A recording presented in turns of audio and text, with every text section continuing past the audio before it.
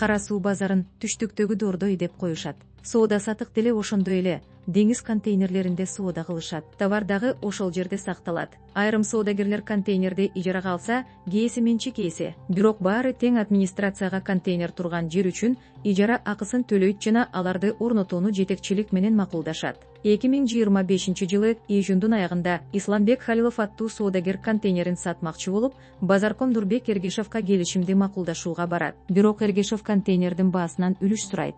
Макул болбогон Халиловду башка көзгө муштап, телефон менен урат. Базаркомдун өзү сурады.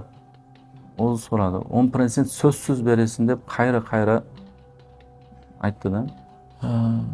Мен именно өзүм көргөнүм ургандардын 3 адам урду. Жабырлануучу милиция чакырган, бирок чакырыкка келген орган кызматкерлери Халилов менен кошо соодагерлерди кол салууга айыптаган Эргешовдун дагы арызын алып кетишкен.